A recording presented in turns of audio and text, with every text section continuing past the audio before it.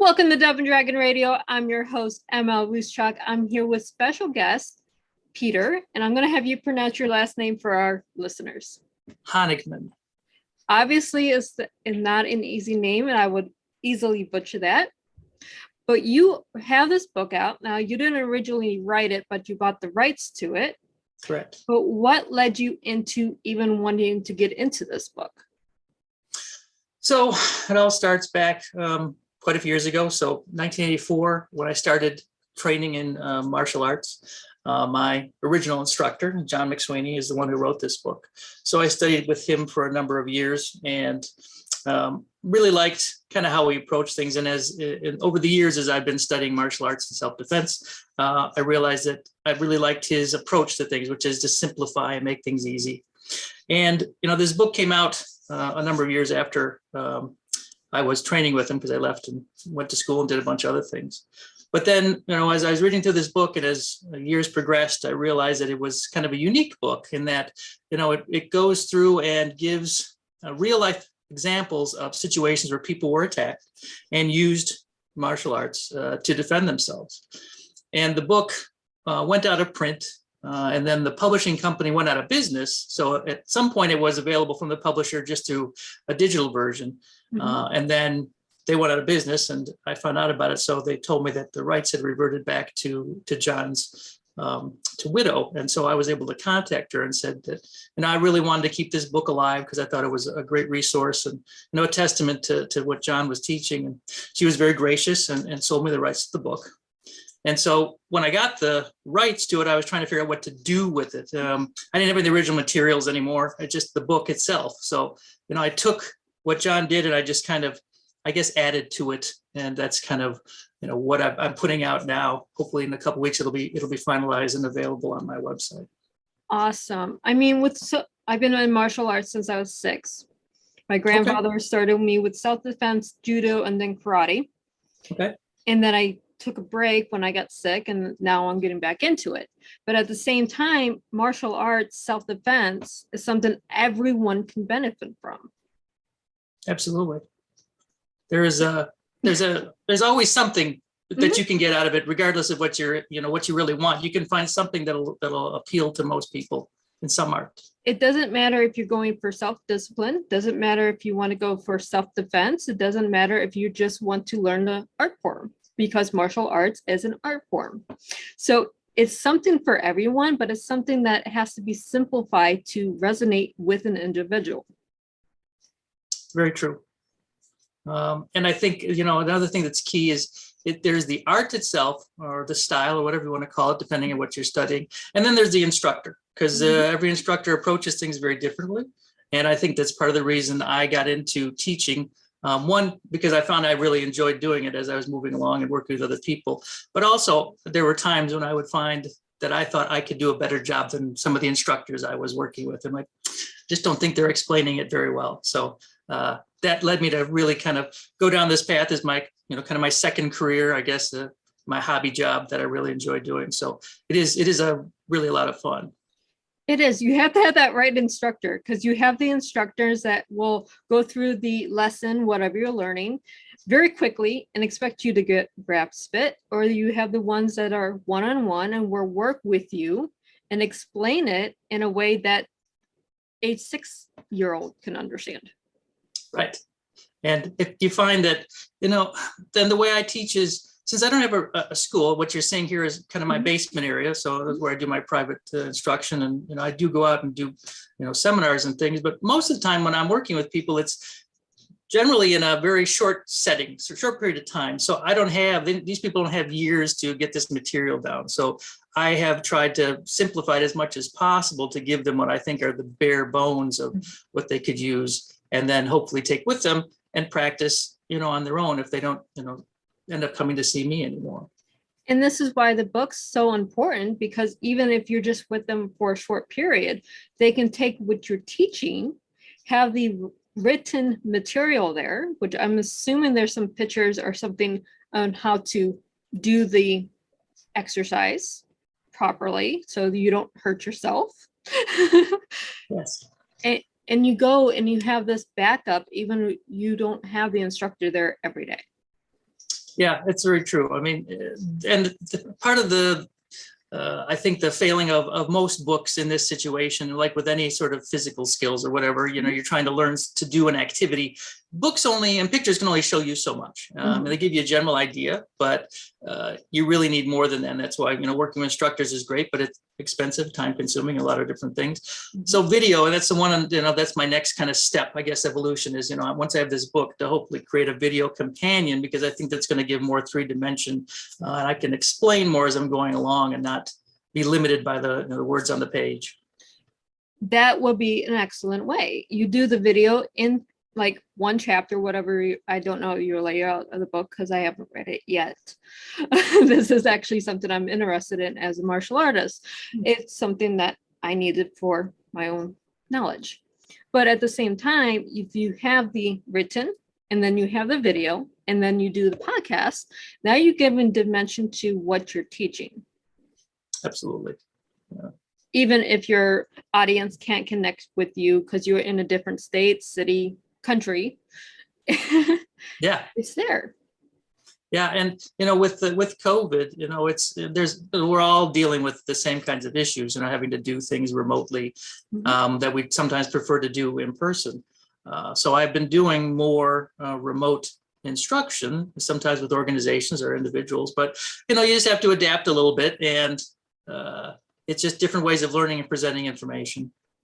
Now, with you taking your mentor's book and republishing, are you thinking about writing your own as a companion to it? I have lots of ideas of things I'd love to do. I don't know. I guess part of it is when I think about it with the writing of the book, since what I want to convey is, self-defense tools, concepts, techniques. I don't feel that, while I feel this book is good, I feel that these days, first of all, people tend to be more video oriented, right? They really like to see things rather than read a lot of the time.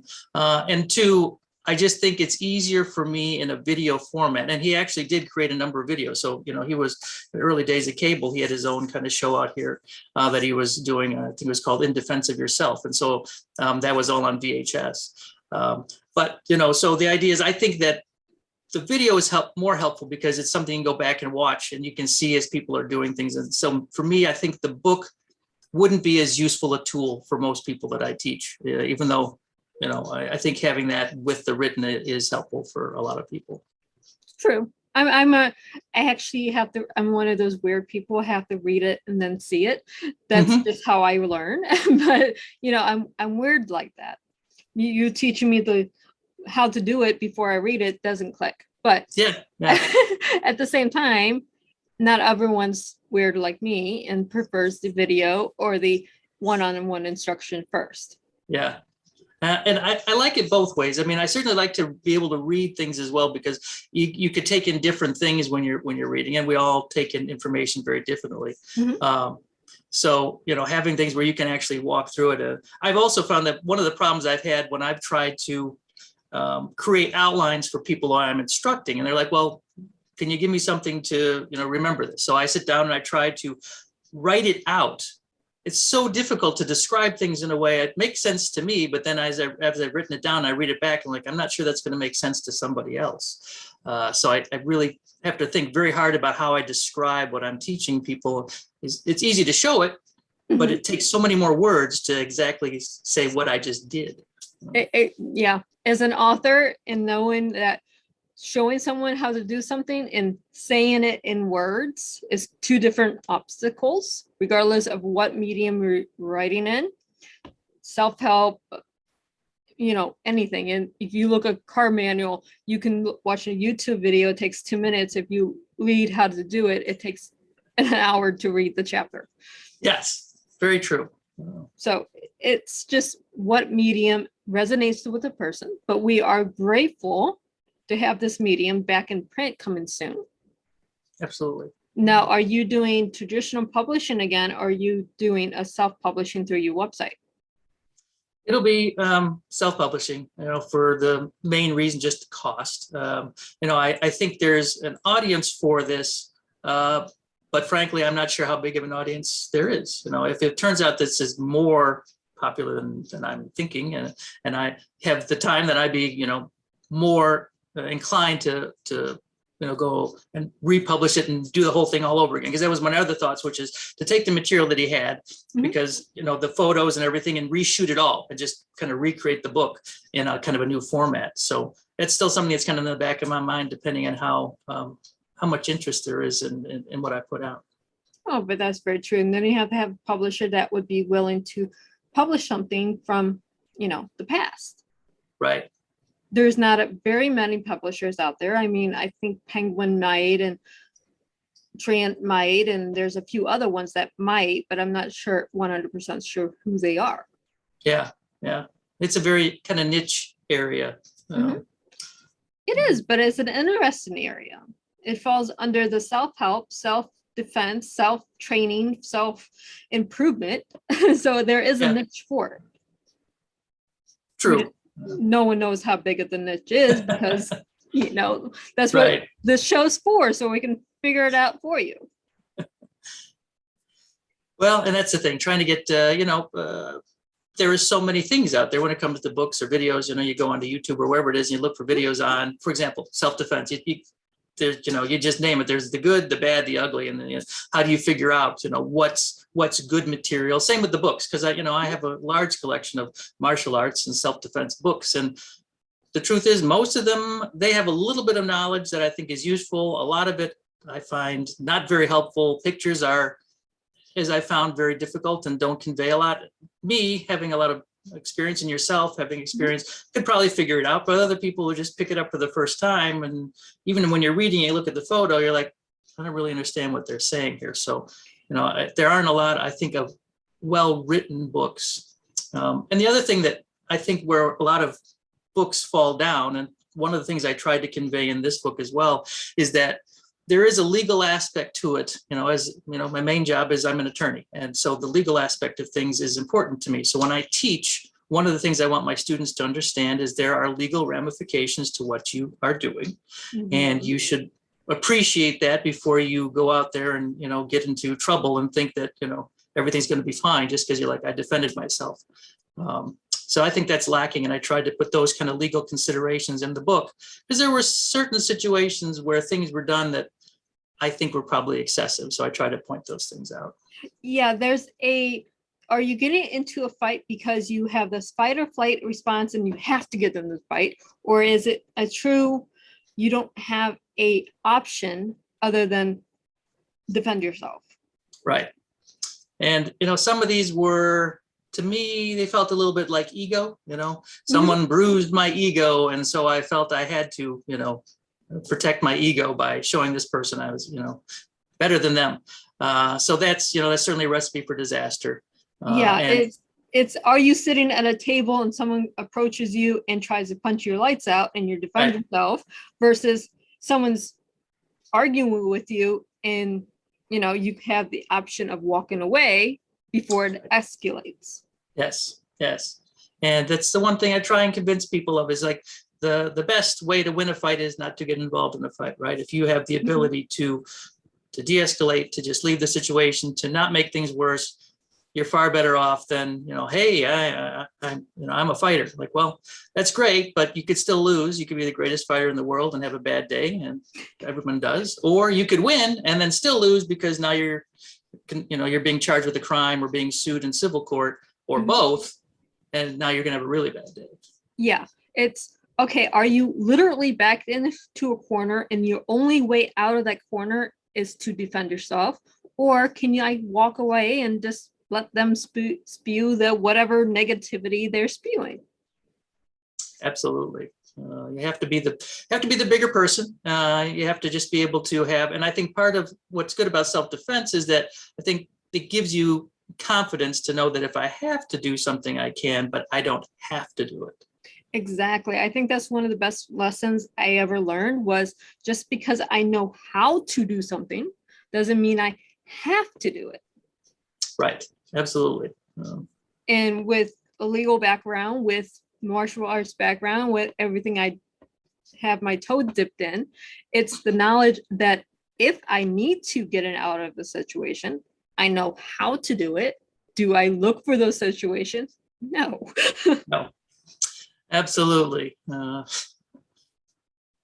I mean, there's the training with instructors that only train because they want you to be in competitions, or there's the training, I just want the knowledge because if A or B or C happens, I want to be able to get out of the situation in one piece. Right. And that's a key point too, because when people will ask me, so, they come to a seminar, I give my presentation, they're like, well, how do I find the right school? I said, well, first you got to figure out, what is it you want? Do you want to be a competitor? Because that's going to be a whole different mindset than I want to protect myself. And then, maybe traditional martial arts aren't the way to go if you're looking more for, self-defense, because they don't tend to be focused on the more practical self-defense. But that's not always true either, because you go to some schools and they're more practical about how they, say, this is how we teach it, but we have these, approaches to dealing with current problems and, muggings and that kind of thing. So it really is, you have to go and visit a school, talk to an instructor, listen to what they're saying and watch what they do and how they treat their students. Because I've seen a lot of instructors who treat their students very poorly. Actually, the best TV show I've ever seen to emphasize how to learn your instructor is Cobra Kai. Oh yeah, okay, that's true. It's an excellent show, and it does have some very interesting perspectives from a change from what the original movies, and now kind of who's the bad guy, who's the good guy. It's not all black and white. Right, it's that, but at the same time, is how do you want to be treated as a student? Right. How do you want your instructor to treat you, and what kind of school are you looking for? Yeah, it's not just so much watching it from the old 1980s films and where it was to where it is now, but it's more the mindset. Do you want to be trained by a Miss Miyagi versus do you want to be trained by what they're doing now? Right. No, absolutely true. Very different styles of training and how they treat their students. Yeah, it all goes to, you have to interview your schools. I've walked into schools that just do training for competition. I'm not into it for competition. I'm in it for self-defense. So obviously me going to a school that's for competition is not going to appeal for me whatsoever. Right. No, that's very true. But and there are, of course, many schools. So you really got, depending on where you're at, there tend to be a lot of different types. Although, from what I can tell, right today, Taekwondo is still very popular. A lot of Taekwondo schools. Jiu-Jitsu has taken, they're really quite a few of those. They really popped up all over the place. So, figuring out what do they do in that style, does it fit you and your skill set as well as your goals, that does require you to spend a little time and kind of figure it out. Right. There's more than one style. There's more than one school. There's more than just one mindset for your schools. It's all up to you. But at the same time, we have a book that says, okay, let's dip your toe in it and see where you want to be. Yeah. Kind of the thing I like about his book is just that it covers so many different scenarios, which is kind of interesting. And I'm a little disappointed I didn't have the chance to actually sit down and talk to him about it, because he passed away, a number of years ago before I had a chance to really just kind of sit down and kind of pick his brain about these things.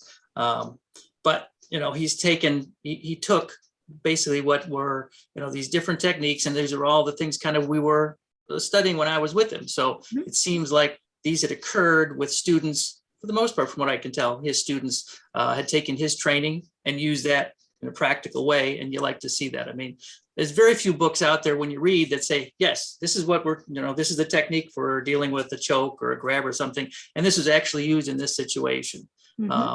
So it is a unique perspective. Right. It's like if someone's grabbing you from behind, putting an elbow in their face is perfectly legal. Yep, absolutely. But if you're just doing it because they're walking behind you and you don't feel threatened, now you're looking at legal ramifications to yourself. Yeah. And so, the other thing when I'm teaching people is like, there is no one response to any problem, and the problem really arises when I talk to people who say, well, I carry a firearm. I'm like, okay, that's great. I mean, but the firearm is not the answer to every problem. When someone comes up to you and starts pushing you around, you pull out your gun, you're probably going to be in a lot of trouble because that's excessive force in most situations. So you need to have de-escalation skills. You need to have skills that don't require you to use your firearm. If you're pulling out a firearm, it's because someone's shooting or trying to kill you, not just because you're feeling threatened and you want to wave your gun around. Right.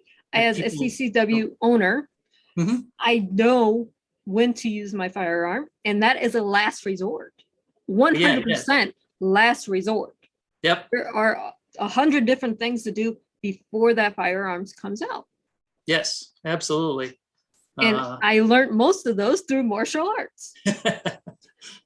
That's true. You know, they give you all those other options. Because like, you know, one of the sayings, you know, if you have a hammer, everything looks like a nail, right? Mm-hmm. So if your only option is you have a firearm, well, that's always, well, that's my go-to option. But you need to have other resources there. You know, and the other thing you talk to people about is, what are the other things I can, you know, if you don't want to carry a firearm, that's, hey, that makes sense to me. If you're not going to know how to use it, you're not going to practice, you're not going to train, then don't carry something like that.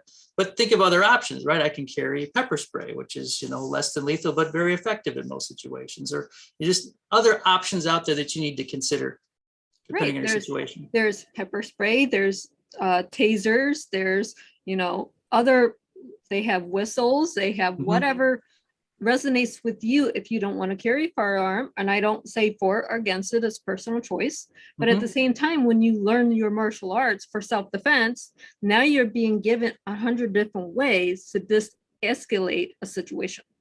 Right. Absolutely.